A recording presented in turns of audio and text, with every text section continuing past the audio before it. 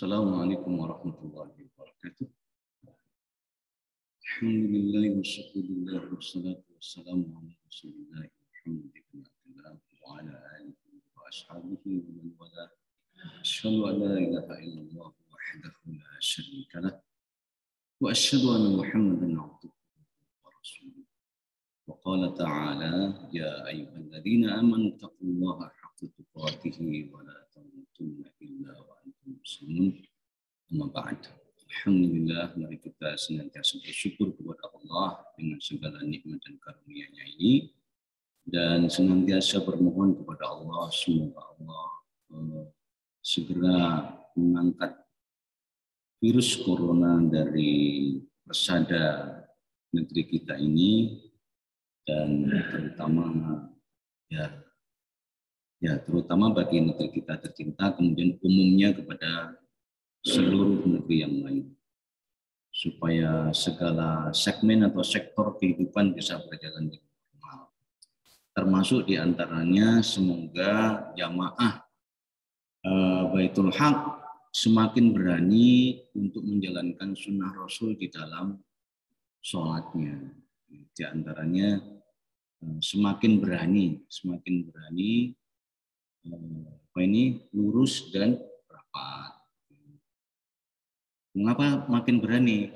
Ya, kayaknya kok sudah semakin baik, suasananya semakin dengan berhusnudzon kepada Allah dan mohon kepada Allah. Tidak bersifat katakanlah kemendel gitu ya, enggak. Tapi kita sambil memohon kepada Allah. Memang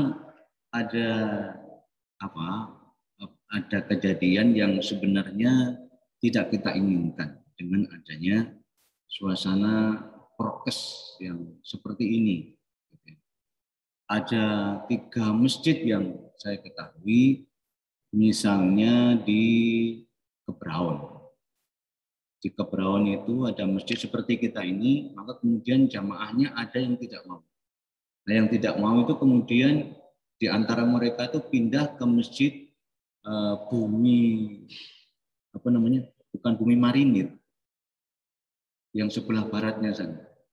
Tapi kata teman saya itu hikmahnya jamaah saya semakin banyak gitu, karena pindah ke masjid yang sebelahnya, atau pindah keluar dari Pondok Indahnya itu. Di situ ada masjid, katanya Masjid Muhammadiyah gitu, yang terus kemudian di situ setiap harinya sejak dulu tidak pernah menerapkan protokol kesehatan yang seperti ini.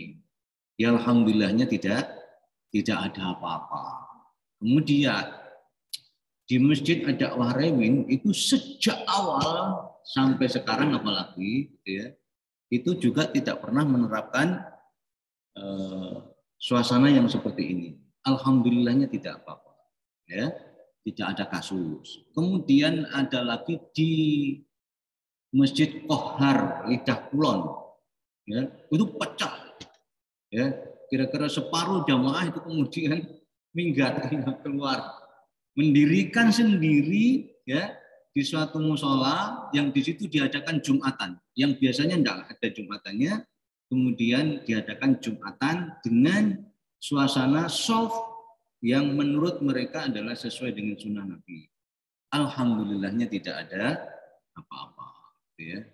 Begitu sekilas info supaya kemudian kita segera berbenah. Tapi kalau nggak berani ya jangan dipaksakan.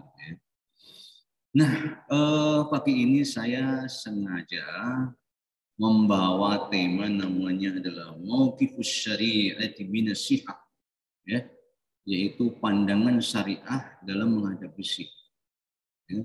Sebenarnya tema ini bukan saya menemukan ide, bukan, tetapi sekedar membaca dalam salah satu bab dalam kitab namanya Tafsir Ayatul Ahkam.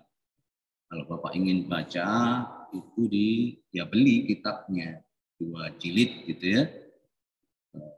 Di antaranya kayaknya sudah diterjemah sama Ustadz dari Bangil itu yang sudah wafat, Ustadz Muhammad Hamidi dan Ustadz Manan. Penerjemahnya sudah wafat. Gitu ya. Yang punya kitab pun juga sudah wafat. Jadi di sini diawali dengan walamma ja'ahum rasulun walamma ja'ahum rasulun min 'indillah musaddiqun lima ma'ahum nabada fariqum minal ladzina utul kitaba kitaballahi wara'a dhuhurihim ka'annahum la ya'lamun wattaba'u ma tatlu syayatin 'ala mulki Sulaiman dan seterusnya. Ya, ketika datang kepada mereka apa yang datang? Rasulun min 'indillah. Seorang utusan Allah dari sisi Allah, ya. Yang Rasul itu adalah musaddiqun, membenarkan lima ma'ahum, apa yang ada pada mereka. Ya, yaitu membenarkan kitab yang ada pada diri mereka.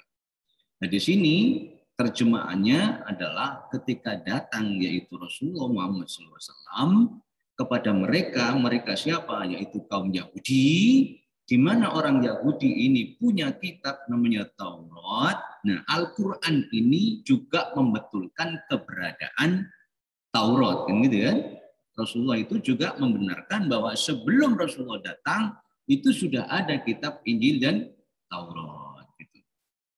Nah, tapi katanya di sini menurut informasi dari Allah itu, nabada fariqun minal ladzina utul kitab, maka sebagian dari mereka yaitu orang-orang yang diberi kitab, siapa ini? Al-Yahud, itu dikatakan nabada. Mereka melemparkan kitab itu, ya, wara'a zuhurihim. Melemparkan kitab itu di belakang punggungnya. Ya. Ka'annahum la ya'lamun, seakan-akan mereka tidak mengetahui, tidak kenal dengan kitab itu. Wattaba'u ma tatlu syayatinu, dan mereka mengikuti apa yang dibaca oleh setan. Ya, ala mulki Sulaiman, yang terjadi pada zaman kerajaan Sulaiman, ya. Wa ma kafara Sulaiman walakinna syayatin kafar. Ayat seterusnya adalah dan Sulaiman itu tidak kafir, tetapi yang kafir adalah para setan itu. Nah, saudara-saudara, para jamaah yang dirahmati Allah, ini ada dua asbabun nuzul.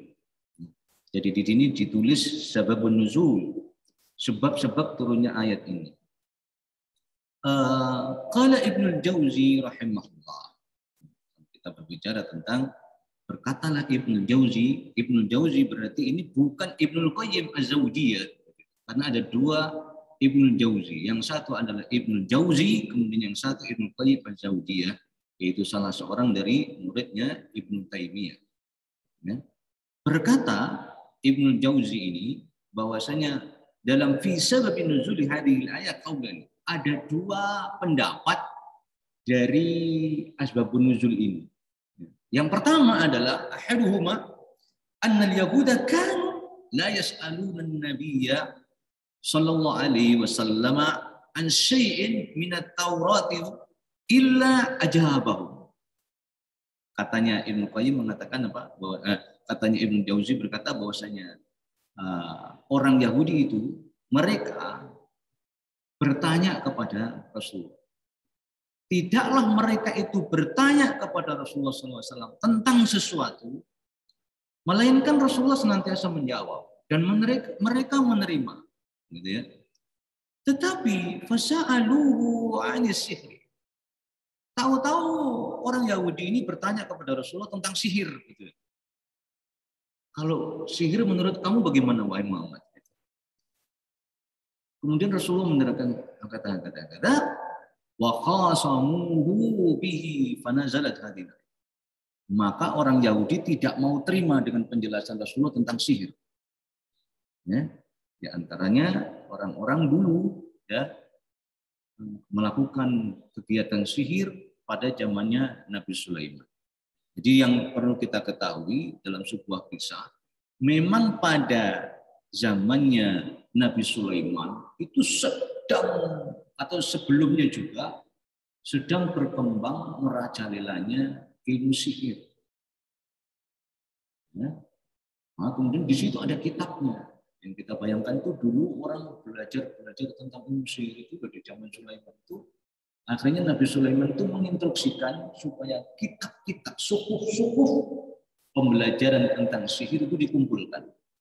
Ya. Ternyata ada lembaran-lembarannya diserahkan kepada Nabi Sulaiman.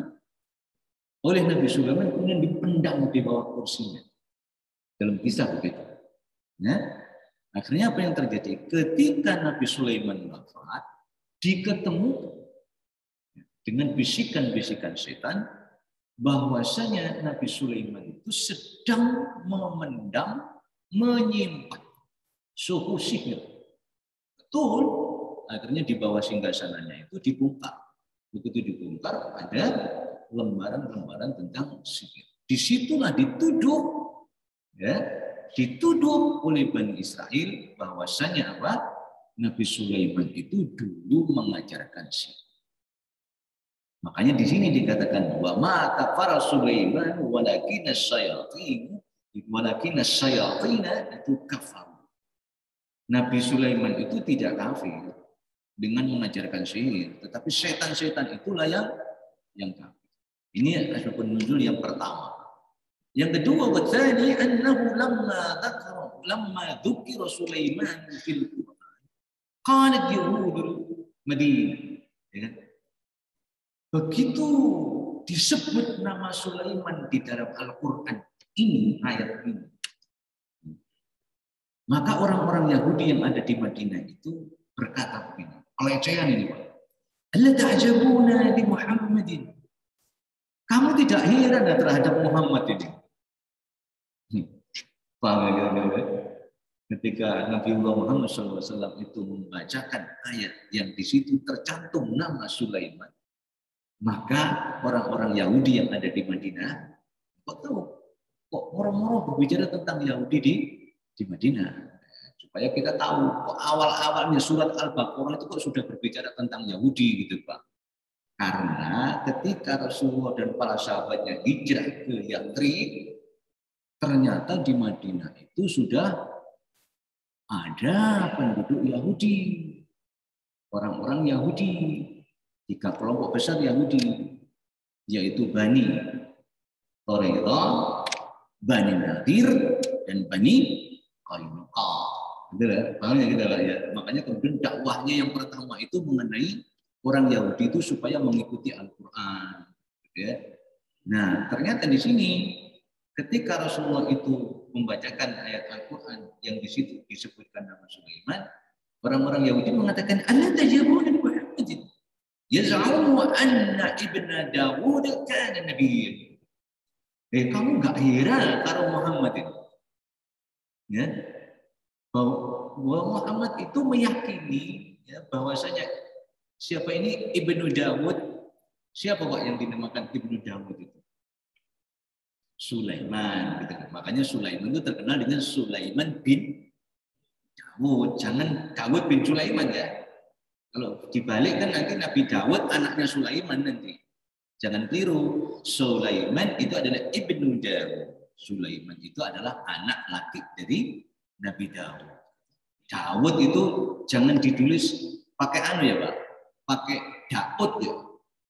Karena saya pernah menulis soal apa itu namanya, soal PTS itu atau soal UAS itu. Ketika diklarifikasikan pada teman yang lain itu dicoret. Loh, kenapa mbok coret itu? Tulisannya tidak begini. Tulisannya bagaimana? Daud. Mulai kapan ada Nabi Daud? Ya. Karena yang ada dalam Al-Quran itu wa kana Dawud zabura. Gitu. Bahwasanya Nabi Dawud itu pakai W, pakai wawu. Itu diberi kitab Zabur. Nggak menurut Al-Quran pakai W, tapi bahasa Indonesia W-nya dihilang jadi Daud. Bahasa Indonesia itu ngomong, ya. Maka kemudian, wallahi katanya orang Yahudi, wallahi makana illa sahih. Panazalat hadhihi ayat. Orang Yahudi itu bersumpah, demi Allah, bahwasanya Sulaiman itu adalah tukang sihir. Ya, katanya orang Yahudi apa? Bahwa Sulaiman itu bukan nabi, tapi dia penyihir, syair dia itu. Maka dengan serta-merta dikatakan fanazalat hadhihi ayat. Maka turunlah ayat ini. Wa ma kafara Sulaiman walakin walakinna syayatina kafaru dan seterusnya. Ya. Inilah sekilas tentang asbabun nuzul. Yang selanjutnya adalah dalam kitab ini kemudian ayat ini menampilkan lataifut tafsir, rahasia-rahasia tafsir. Tetapi saya hanya membawa satu saja. Ya. Satu di antaranya adalah latifatul ula, tafsir yang pertama dikatakan tadammanat hadil ayatul karimatu ya maka alaihi yahud ya minal khubthi wa fasadin niyat. Maka dikatakan di sini ayat ini menurut penulis kitab ini. Menurut kitab ini dikatakan ayat yang mulia ini mengandung mengenai orang Yahudi. Kita diberitahu bahwasanya orang Yahudi ini punya niat. Niat apa? Yaitu minal khubthi wa fasad. Yaitu niat yang busuk dan buruk. Ya. Niat busuk yang buruk itu bagaimana? Wasya'yul itrar bi ibadillah. Orang-orang Yahudi itu menginginkan adanya mudarat, adanya madarat, adanya bahaya bagi orang-orang yang beriman seperti kita. Dia menginginkan bagaimana timbul suatu perkara yang membahayakan bagi orang-orang Islam ini. Ya. Kemudian fasihru lam yu'raf illa 'indal yahud. Katanya apa? Bahwa sihir itu tidak pernah diketahui, belum pernah diketahui ya, kecuali pada orang-orang Yahudi. Jadi orang Islam dulu tidak ada yang belajar tentang sihir. Orang yang mempelajari pertama tentang ilmu sihir itu adalah orang Yahudi. Menurut kitab ini. Ya. Maka fatarikhuhu mustahirun bidhuhurihi. Adapun sejarah sudah terkenal, sudah membuktikan akan penampilan mereka itu. Ya. Fahumul ladzina nabadu kitaballahi wa salaku tariqas syihr. Mereka semuanya itu melempar kitab Allah dan menempuh tarik, menempuh jalan, menempuh metode. Itulah namanya sihir. Digunakan untuk apa sihir itu? Wa amilu ala ifsadi uqulin nas. Dengan mempelajari sihir itu diantaranya tujuannya adalah untuk apa ini? Ala ifsadi uqulin nas. Untuk menghancurkan atau merusak akal manusia. Terutama akalnya orang-orang mukmin akan dihancurkan. Jadi yang pertama ini uqulnya, ya. Kemudian apa? Wa aqaidihim dan akidah mereka. Bitariki sihir dengan metode sihir. Waduh, ya. Kemudian wasyawadah dan sulapan. Wataklil dan penyesatan. Apa tadi? Dengan apa? Sihir, kemudian sulapan dan penyesatan. Wa hada yadullu ala anna al-yahuda aslu kulli syarrin. Dari sini ditunjukkan bahwasanya orang Yahudi itu asal mula, pondasi dari segala keburukan yang ada di dunia. Bukan orang Islam atau yang lain. Tapi sumber perkaranya kejahatan di dunia ini menurut kitab ini adalah al-Yahudi. Karena apa? Orang Yahudi menginginkan kehancuran akalnya orang-orang yang beriman dan akidah mereka. Karena musuh. Gitu ya. Maka kemudian wamasdaru kulli fitnatin waqad sawwara al-Qur'an al-Karim itu nafsiyatul yahudi bihadza taswir taqib. Maka kemudian dikatakan apa sumber perkaranya fitnah ini sungguh digambarkan oleh Al-Quran yang mulia ini dengan gambaran yang sangat jelas, yang sangat rinci. Dikatakan di sini at-taqib. Saudara-saudara, mari kita ambil pelajaran yang penting, informasi dari kitab ini. Bahwasanya apa ini orang Yahudi adalah sumber perkara membuat kehancuran di muka bumi ini. Yang sasaran utamanya, muradnya ini adalah orang Islam. Ya, dengan dirusak apanya? Cara berpikir mereka, akidah mereka, bukan mereka adalah kita. Nah dari sini maka kemudian terbukti Dari sini adalah terbuktinya apa? Ya. Jadi pengembangannya orang Yahudi kalau dulu dengan pakai sihir, maka kemudian pengembangannya untuk masa sekarang itu terkenal dengan metode brainwashing. Brainwashing, yaitu dengan cuci otak. Jangan main-main. Mereka ahli dalam ilmu sihir ini dengan brainwashingnya itu. Mereka semuanya adalah ahli filsafat dari Yunani. Maka orang-orang yang dulunya getol dengan keislamannya, akidahnya mapan, begitu orang ini belajar, kok jurusannya apalagi filsafat, ya, politik, gitu. Keluar, masuk ke Chicago, keluarnya ini hati-hati. Kalau benar-benar tidak mantap imannya, maka akan bergeser. Ya, akan jungkel akidahnya. Jadi dulu kita punya, kalau istilahnya Pak Mul masih muda dan saya juga masih muda, agak tua, kalau sudah agak tua maka kemana-mana berbeda. Isu-isu wis dibisi. Dan sampai bisa lah sih nom anggun warna. Ini yang minyak kayu putih terus. Ya memang begitu. Nah, begini. Dulu kan ada istilahnya orang yang berpredikat intelektual Muslim Indonesia. Ya, ada beberapa orang di Indonesia ini pada zamannya Pak Harto terkenal sebagai intelektual Muslim Indonesia. Sampai digelari salah seorang di antara mereka itu adalah Natsir Muda. Kita tahu Pak, namanya Pak Natsir itu siapa? Muhammad Natsir itu adalah seorang presiden Rabithah Alam Islam.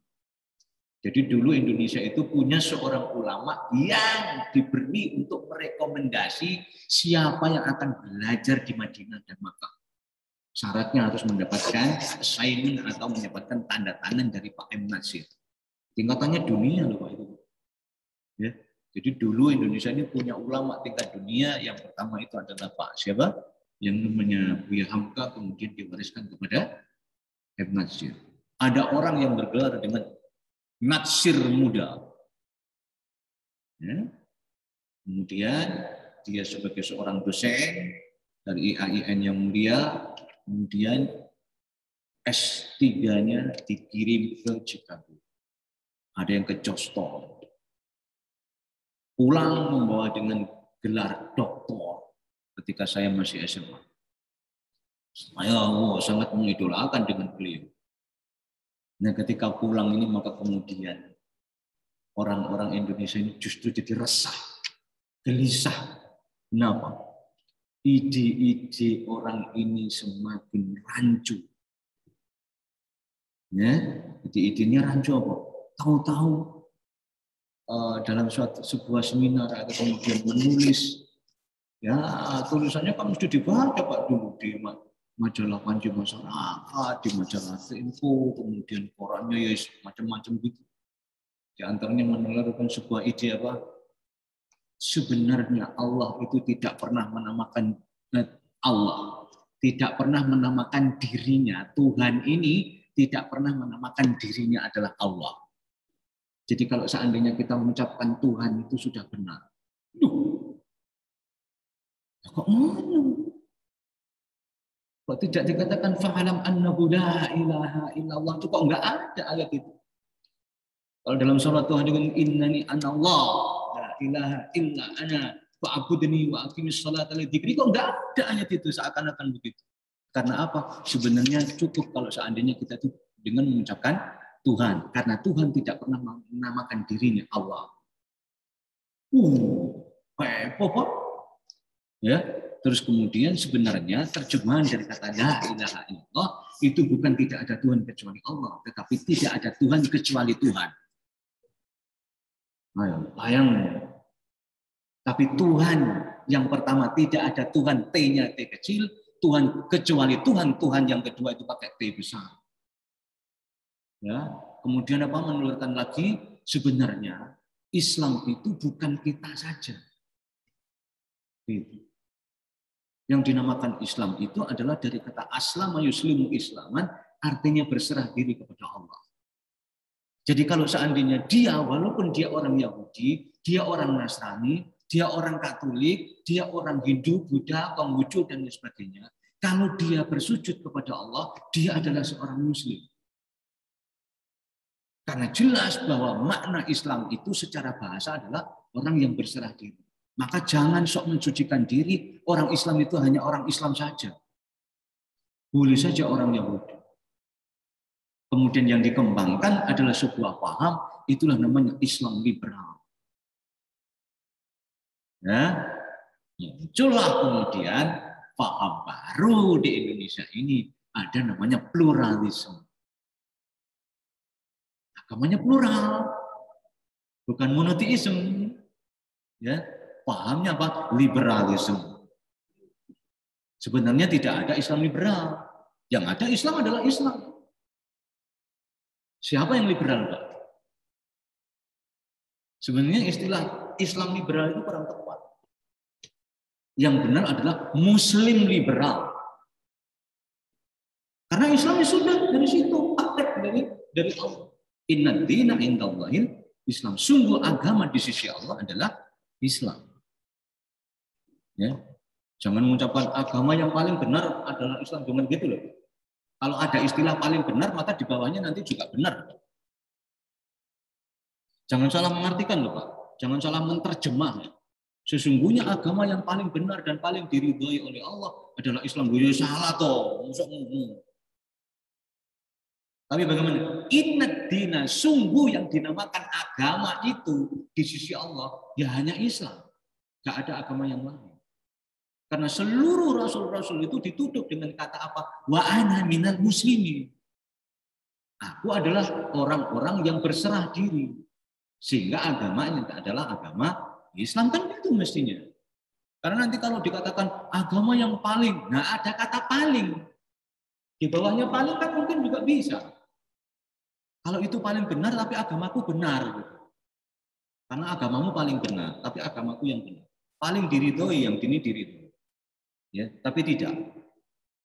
Itulah kehebatan orang-orang Yahudi di dalam membrainwashing orang yang tadinya itu orang katakanlah istilahnya itu fanatik, sangat kokoh dalam keimanannya, ternyata begitu pulang label naksir muda itu terhapus, orang menjadi kecewa. Duh, dokter kok ternyata ngono. Ya, jadi ketika saya sekian tahun yang lalu, ketika saya sudah menjadi penduduk Surabaya, saya masih dirutinkan untuk mengisi kajian Ramadan di Malang, di komplek perumahan dosen itu namanya saya lupa, itu Sabra masuk. Ketika saya menelurkan kata-kata yang seperti ini dan saya tohok nama seseorang itu kalau berbicara tentang akidah tidak mungkin mantap, malah membingungkan orang. Ternyata ketika saya ceramah itu selesai itu saya langsung dicawil sama orang. Benar Pak, saya kebetulan rumah saya itu dekat dengan beliau. Ya, kalau saya ikuti makin bingung saya waktu. Tidak semakin mantap dengan agama Islam. Sampai-sampai orang ini kemudian mantunya orang Yahudi. Dan ketika diprotes sama teman-teman katanya apa? Iya, tapi mantu saya sudah masuk Islam. Sampai Ustadz Mu'amal itu berkata, ya mudah-mudahan ya ketika menjelang meninggalnya itu orang itu sudah taubat. Gitu. Karena kalau saya lihat itu ya ibadahnya ya getol sebenarnya, sholatnya ya bagus. Tapi kalau dari segi ide-ide, akidahnya kok main jelek begitu. Yang akhirnya beliau sakit, ya, sampai berobat ke Cina dan sebagainya. Yang Menteri BUMN dulu, Pak Dahlan Iskan itu dikaruniai kesembuhan, itu kan hampir bareng itu berobatnya. Ya, yang Pak Dahlan diizinkan Allah mendapatkan kesembuhan, yang ini tidak. Ya, yang dihujat oleh Ridwan Saidi dengan pemikirannya, saya tidak terima dengan pendapatnya. Itu sampai Ridwan Saidi itu tur dakwah dari Jawa Barat sampai Jawa Timur, sampai ke kampus saya. Ya. Hati-hati dengan pemikiran itu dan seterusnya. Ya. Kita membayangkan gimana? Orang sehebat itu, Pak. Ya. Orang yang segetol itu dan sepinter itu bisa munting, ya, terjadi gradasi dalam keimanannya. Apalagi kalau seandainya hanya sekedar kita. Ya. Sekedar kita. Karena Yahudi itu pintar, sudah punya resep-resep khusus bagaimana untuk mengedownkan atau melemahkan iman. Ya, jangan kemudian kita, wah aku gak kira, jangan. Ya, jangan, itu namanya takabur. Ya mudah-mudahan tidak, gitu ya. Nah, itu sekelas info tentang bagaimana taktik dan strategi orang-orang Yahudi itu mempelajari sihir, kemudian dikembangkan dengan brainwashing-nya, yang sasarannya adalah terutama orang-orang Islam. Dan orang-orang Islam ini terutama orang yang punya pengaruh, gitu. Kalau kita dan saya bukan pangsa pasar, ya. Makanya kemudian alhamdulillah kalau jadikan semua jamaah Baitul Haq itu tidak punya pikiran yang nyeleneh terhadap Islam itu, ya kan? Karena ya namanya Islam liberal, namanya liberal kan bebas, Pak.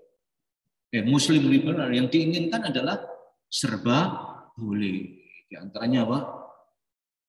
Nikah pada selain agama. Plural itu. Ya. Sampai kemudian gitu ada seorang menyanjung. Ketika ada orang yang berpaham pluralisme itu ada seorang ulama besar di Indonesia itu juga menyanjung. Ini adalah seorang ulama yang tiada duanya di Indonesia. Karena beliaulah yang melontarkan dan menggelindingkan paham namanya pluralisme. Loh kok ngono sih, Pak? Maksud jenengi ulama itu yang menggelindingkan pluralisme. Itulah dunia sekarang. Tapi ya mudah-mudahan semakin lama liberal ini semakin runtuh. Tapi saat itu ini digelindingkan itu, penganutnya itu nggak kemen-kemen loh Pak di Jakarta itu. Ya profesor doktor itu, ya karena ya memang enak, ya memang enak kalau memang boleh dan seterusnya. Nah, seterusnya adalah kita langsung ini, jadi tentang tahlil lafaz, artinya penggalian tentang lafaz-lafaz ini tidak saya kaji, langsung tentang al-ahkam syariah. Ya, hukum-hukum syariat terhadap sihir ini bagaimana? Al-awalu, hukumul awalu dikatakan hal tasyri' haqiqatun wa ta'thirun fil waqi'. Dalam hukum pertama itu dikatakan begini. Apakah sihir itu benar-benar ada dan berpengaruh kepada manusia fil waqi' dalam kenyataannya ini? Atau tidak? Nah, sihir itu bagaimana sih? Sudahlah, pokoknya kita paham sih, gitu ya. Maka dikatakan di sini, ikhtalafal ulama'u fi amri sihr. Hal lahu haqiqatun am huwa sya'wadatun wa takhilun. Dalam hal ini ada ikhtilaf. Perbedaan pendapat di antara ulama dalam masalah sihir. Apakah itu hakikat? Artinya kenyataan memang ada gitu, dan berpengaruh pada manusia ini apabila kena sihir. Apakah itu sya'wadatun wa takhil? Apakah itu sekedar sulapan dan pengkhayalan saja? Nah, gitu. Karena ada yang berpendapat, enggak, sihir itu sebenarnya hanya sekedar sulapan saja. Ada memang sihir yang pakai teknologi dan kecepatan tangan. Ya, tetapi ada yang sihir itu pakai tenaga dalam. Ya, pakai ilmu kegaiban. Nah, ini kita pelajari nanti ya. Maka dikatakan wa dhahaban mu'tazilatu wa ba'du ahlus sunnah. Adapun kaum Mu'tazilah dan sebagian, saya kok kurang setuju, tapi ternyata memang iya. Kalau kaum Mu'tazilah dan ahlus sunnah itu berpendapat ila anna sihra laisa lahu haqiqatun fil waqi'.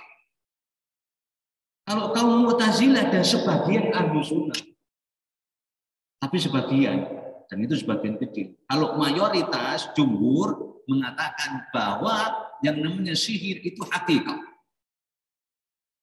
Bilwaqi, benar-benar ada sihir itu. Tapi Mu'tazilah itu berpendapat bahwa sihir itu tidak ada dalam kenyataan.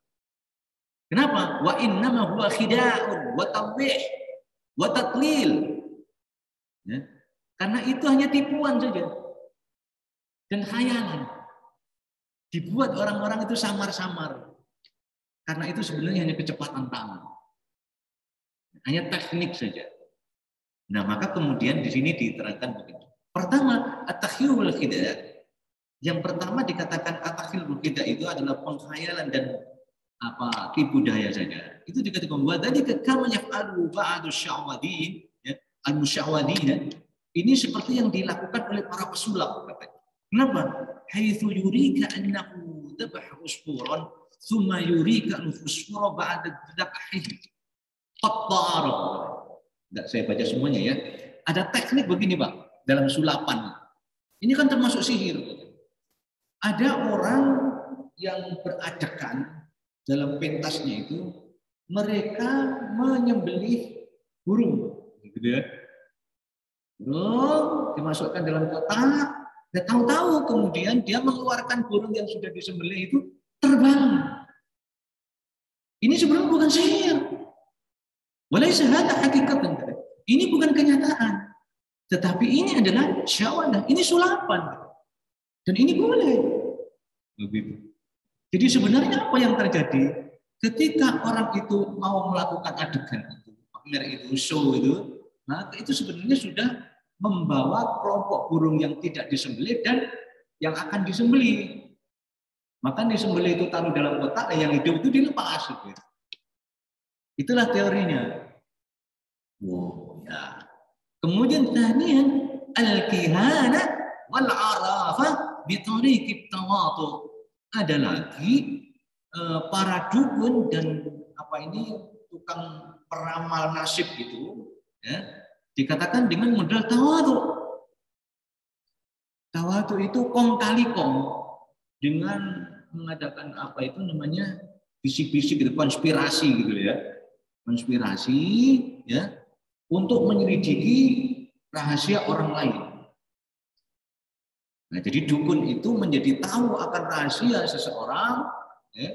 Misalnya saya dikenal sebagai dukun itu bukan semata-mata saya tahu kegaiban gitu. Misalnya Pak Mul itu datang ke rumah saya, ada masalah apa gini. Maka kemudian saya mengirimkan beberapa orang untuk menyelidiki secara rahasia. Pak Mul itu ada masalah apa sih? Gitu. Akhirnya, oh gini Pak Mul, gini. Itu bukan saya bergandengan dengan makhluk gaib, bukan. Tetapi karena saya mengirimkan rahasia, itu namanya tawakal. Ada lagi di sini wadarabun akharan min asy-syihir an tariqin namimah wal wisyayah. Ini yang bahaya.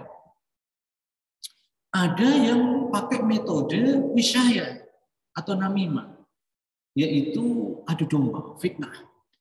Ya. Fitnah itu sebenarnya sebenarnya yang tepat itu namimah atau wisyayah. Jadi orang itu diadu domba. Istilahnya kalau kita ini kan di fitnah. Nah itu dituduh. Jadi ini ada kisah dalam tafsir ini, seseorang yang terkenal sebagai dukun itu menemukan seorang suami istri yang harmonis. Ya, maka dukunnya mengatakan apa kepada istrinya? Sebenarnya suamimu itu sudah punya simpenan. Sebenarnya suamimu tidak hanya mencintai kamu, ada cinta yang kedua, bahkan yang ketiga dan ya, tapi begini, kamu akan bisa merebut cinta suamimu itu hanya untukmu, itu punya cara. Bagaimana sang kahin, ya dukun, gitu ya, Mbak dukun. Caranya gini, berikan kepadaku ya 3 helai rambut jenggot dari suamimu. Tapi caranya untuk mendapatkan itu harus kamu potong dengan pisau yang tajam ketika suamimu tidur. Ya. 3 helai saja, ketika suami tidur, potongkan dengan pisau yang tajam, ya. Terus nanti berikan kepada saya, nanti akan saya beri jampi-jampinya, sehingga cinta dan kasih itu hanya untuk suamimu tidak akan mendua. Paham? Paham. Makanya kemudian suaminya juga dibisiki gitu. Sebenarnya istrimu itu tidak cinta kepada kamu. Dia juga punya simpanan laki-laki yang lain. Wah gitu. Sebenarnya istrimu itu bahkan ingin membunuh kamu. Ya. Kalau tidak percaya, kamu kalau tidur mulai malam ini jangan nyenyak, pura-pura tidur. Nanti apa yang akan diperbuat oleh istri? Benar Pak kisahnya. Ini dalam kitab ini. Hanya kitab ini menjelaskan begitu. Tapi dulu itu pernah terjadi. Ya, akhirnya apa yang terjadi? Suaminya pura-pura tidur bersama istrinya. Benar, ketika suaminya dikiranya sudah tidur, istrinya kemudian mengeluarkan pisaunya yang tajam. Ya, kemudian menyentuh jenggotnya itu. Begitu kelihatan akan mengginikan, dikiranya kata dukun tadi apa? Akan membunuh suaminya kan? Maka kemudian istrinya ini ditendang, kemudian pisaunya direbut, diguncangkan ke perut istri. Matilah istrinya. Ketika istrinya itu mati, maka saudara dari istrinya tidak terima. Maka suaminya ini dibunuh juga. Terjadilah fitnah ini, namimah atas apa ini, istilahnya itu wisayah ini, namimah ini terjadi. Nah, inilah kejahatan dari. Kemudian yang rabi'an wa darabul akram min asy-syihr wa huwa al-ikhtiyar dzalika bi it'am insan ba'dil adhiyah. Ada metode yang lain, apa ini? Ada yang meminumkan obat tertentu sehingga orang ini pikirannya menjadi kacau. Kalau orang dulu itu ada yang berkeyakinan orang diberi makan otaknya onta. Menurut keyakinan orang yang makan otaknya onta, maka otaknya yang makan itu kemudian akan berubah. Nah, ada model begitu. Ya. Ada lagi menurut Mu'tazilah adalah dengan cara pakai teknologi. Jadi menurut Mu'tazilah tidak ada yang namanya mukjizat. Ya. Kalau seandainya memang ada sihir, katanya, gimana letak terbatasnya pemisahannya antara sihir dan mukjizat? Tidak ada sihir itu. Yang ada hanya sya'wadah saja, hanya sulapan, kecepatan tangan. Nah, apa yang terjadi misalnya apa? Di zamannya Fir'aun itu, para ahli sihir itu ketika nyihir tali-tali itu berubah menjadi menjadi ular itu bukan ular besar, ular. Itu sebenarnya kan pakai teknologi. Yaitu dia mengerahkan plastik yang kosong kemudian diisi dengan cairan air raksa. Begitu air raksa itu kena panas, maka dia akan menggeliat seperti naga. Rusuh iki Mu'tazilah. Jadi intinya Mu'tazilah ya, itu meyakini bahwa namanya sihir itu tidak ada. Nah, sekarang kita berbicara tentang Mu'tazilah. Ya. Siapa Mu'tazilah ini? Ya. Mu'tazilah itu dari segi sejarahnya itu kan sebenarnya berangkat dari orang pintar. Orang yang sangat cerdas, yang saat itu menjadi muridnya Hasan Al-Basri, seorang ulama dari Ahlul Bait. Seorang Syekh Hasan Al-Basri, ya, kalau ditelusurkan cucunya Rasulullah yang meninggal pada tahun 110 Hijriah. Ya, ulama Baghdad yang istimewa. Nah, apa yang terjadi ketika Hasan Al-Basri ini menerangkan tentang akidah, ya. Nah, ternyata kemudian nanti ada orang yang bernasib sial. Dia mukmin, dia muslim, tetapi dia pendosa besar. Maka nanti ketika ditimbang, ya, ternyata amalus sayyi'ahnya, suknya, kok lebih berat daripada yang amal sholihnya, maka orang ini kan jeglek. Faman khaffat mawazinuhu, barang siapa yang ringan timbangannya, maksudnya timbangan amal solihnya kok ringan, maka dia termasuk orang yang rugi. Gitu? Inilah nasibnya orang pendosa. Kalau terpaksa dia masuk neraka, maka masuk nerakanya sebagai hukuman. Entah berapa tahun, maka nanti dengan syafaat Rasulullah dia akan berhak masuk surga, asalkan dia tidak membuat dosa syirik. Nah ternyata yang namanya Wasil bin Atha itu tidak terima. Dia protes kepada gurunya dengan, saya tidak terima wahai guru. Oke. Wah enak sekali orang yang sudah berdosa, kemudian sudah masuk neraka, kemudian dikeluarkan lagi. Berarti dia tidak mau dengan sunnah Rasulullah. Dia tidak mau dengan syafaat Rasulullah. Maka yang terjadi Wasil bin Atha itu mengatakan, maka orang yang berdosa besar itu berada dalam suatu manzilah, ada dalam suatu tempat bainal manzilatain, di antara dua tempat. Dia tidak masuk dalam surga, juga tidak dilemparkan di neraka, di antara neraka dan surga. Nah kok enak? Wah, dari kejadian itu maka kemudian namanya sang guru langsung mengeluarkan orang itu dari jamaah. Dari kejadian itu Wasil bin Atha kemudian memisahkan diri dari gurunya dengan kata-kata yang sangat terkenal. Qad ta'ajjala Wasil bin Atha. Wasil bin Atha telah iktizal, maka orangnya namanya Mu'tazilah. Nah, dia punya sahabat karib yang terkenal Umar bin Ubaid saat itu. Ketika Wasil bin Atha meninggal, diteruskanlah paham. Intinya paham bahwasanya dalam Mu'tazilah semuanya itu diterima. Kalau itu sesuatu itu harus masuk akal. Kalau nggak masuk akal, nggak bisa diterima. Nah, kalau sekarang itu sebenarnya Mu'tazilah itu, Pak. Gitu ya. Nah, maka kemudian di antara akidahnya yang namanya mukjizat itu tidak ada. Termasuk mukjizatnya Musa yang bisa membelah apa? Laut Merah itu. Enggak, yang dimaksud itu terbelah itu sebenarnya ketika memukulkan tongkatnya ke bahar itu, ke lautan itu, maka saat itu terjadi peristiwa laut sedang surut. Sehingga tampaklah pesisir itu. Loh, nih. Maka yang namanya juga Isra wal Mi'raj tidak ada. Itu kan dongeng. Masya Allah. Itulah Mu'tazilah. Ya. Nah, Mu'tazilah ini jangan kita bayangkan itu terjadi dulu.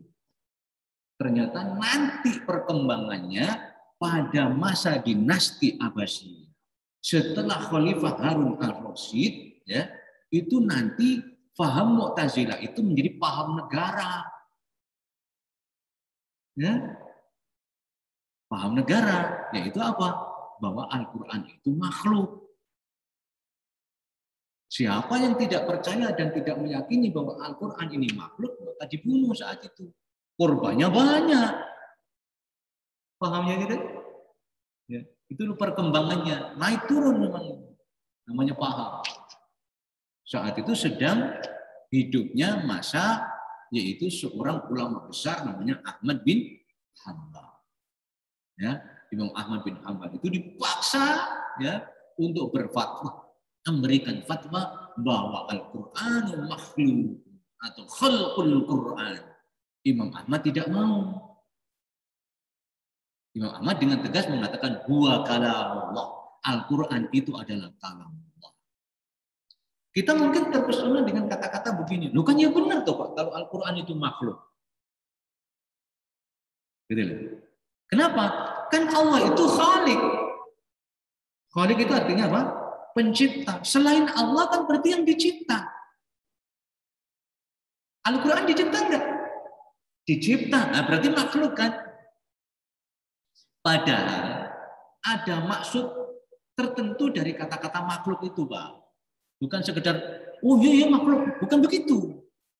Kalau sudah dikatakan Al-Quran itu makhluk, maka Al-Quran itu tidak mutlak kebenarannya. Gitu. Karena makhluk itu, karena Al-Quran itu makhluk seperti kita. Kalau kita manusia ini kan sifatnya nisbiyun. Tidak mutlak kan? Ya. Ilmu manusia ini sifatnya nisbi. Pendapat manusia ini sifatnya bisa pinter-pinter uang bisa salah. Itu adalah ilmunya manusia. Nah, kalau Al-Quran itu sudah dikatakan, iya Al-Quran makhluk, berarti Al-Quran itu akan punya sifat nisbi. Tidak bisa dikatakan mesti benar. Karena Al-Quran itu makhluk. Makanya kemudian Imam Ahmad Ibn Hanbal mengatakan tidak. Al-Quran tetap huwa kalamullah. Itu adalah kalamullah yang mutlak kebenarannya. Karena berasal dari al-haq, maka mesti benar. Itulah Pak kejadiannya Imam Ahmad itu dicambuk ratusan kali. Ya. Kalau sudah pingsan, ya, maka kemudian digerujuk misalnya Imam Ahmad. Kalau sudah sadar, bagaimana? Mau nggak kamu berfatwa? Nah, artinya dimasukkan ke penjara. Besoknya lagi disiksa lagi. Dalam kisah Imam Ahmad ini sampai ketika dicambuk, ya, itu hanya memakai pakaian dalam. Ya, memakai pakaian dalam. Saat itulah Imam Ahmad ketika siuman, ketika sadar, itu menangis. Nah, ketika menangis itu para pecambuk ini itu husnuzon. Wah, sudah mulai. Imam Ahmad sudah nangis, berarti sebentar lagi akan mau. Dia akan taubat berarti. Nah, akhirnya kemudian ditanya, "Mada tabkik?" Ya Ahmad, apa yang menyebabkan kamu? Bayangkan seorang ulama besar, kaliber internasional, sudah tidak dihormati dengan adanya paham Mu'tazilah ini. Maka kemudian Imam Ahmad ketika ditanya, apa yang menyebabkan kamu menangis? Ya, aku menangis bukan aku sakit dengan cambukan. Aku menangis bukan karena ini, bukan karena itu, macam-macam. Tapi aku menangis, aku takut sekali. Wah, ketika takut itu, ternyata apa yang ditakut? Aku takut sekali ketika aku mati, aku dalam keadaan telanjang. Ya Allah. Akhirnya orang dimasukkan lagi ke penjara. Ya, setelah sekian tahun baru kemudian dikeluarkan. Nah, saudara-saudara, itulah kekejaman Mu'tazilah yang seperti itu. Maka kemudian sampai sekarang paham Mu'tazilah ini masih ada. Ya, paham Mu'tazilah ini masih ada. Di antaranya paham Mu'tazilah itu yang nggak ada adab kubur itu. Adab kubur itu tidak ada itu. Nggak sesuai.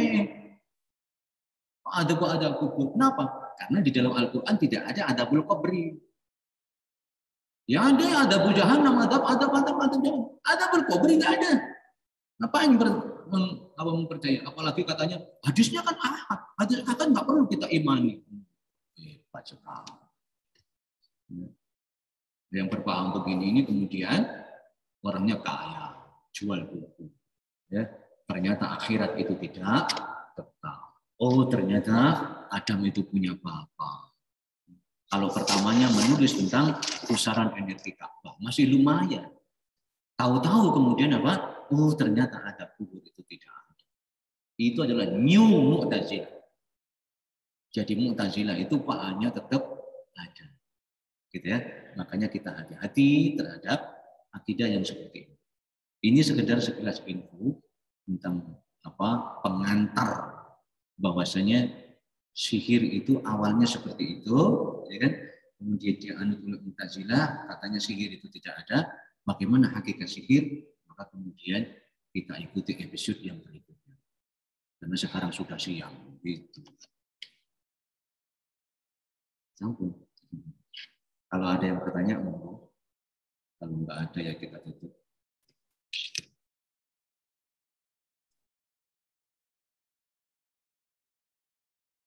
Ada yang bertanya? Ternyata ketika saya bahas tentang Mu'tazilah dan kemudian tidak ada percaya kepada kubur dan lain sebagainya, itu kemudian ada jamaah yang nyerduk juga. Ternyata jamaahnya banyak.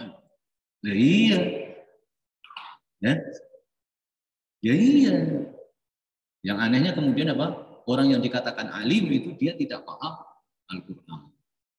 Dia tidak paham tafsir. Dia tidak paham hadis. Orang tidak ngerti paham tafsir, nggak paham hadis, kemudian apa Pak? Dikatakan ulama itu ya Allah ceritanya. Terus kemudian jamaahnya banyak. Nah, jamaah yang banyak itu diantaranya senang dengan paham-paham yang rasional. Itu rasional. Itu sesuai dengan empiris. Ya, macam-macam. Hati-hati. Ya, memang kadang-kadang akidah ini, ya, iman ini tidak senantiasa,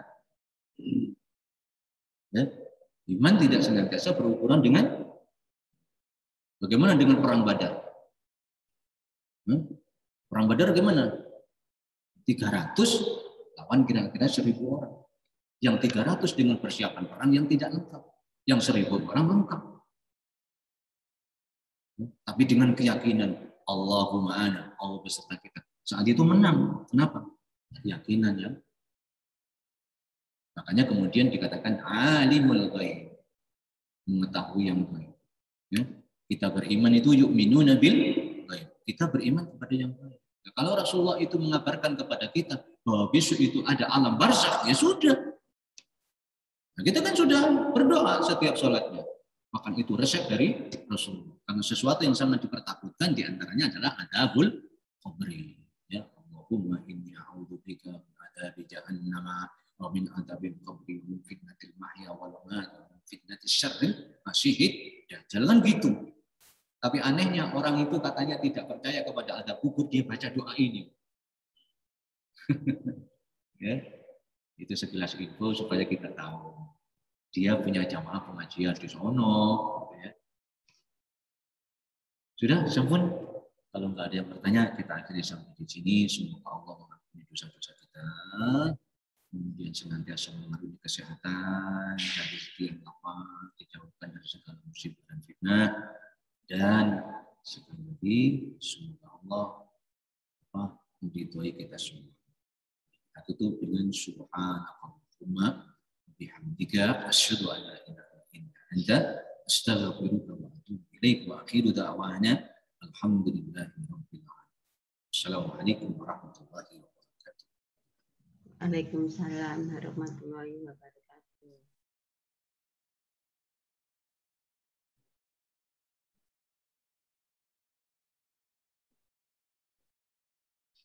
Itu bisa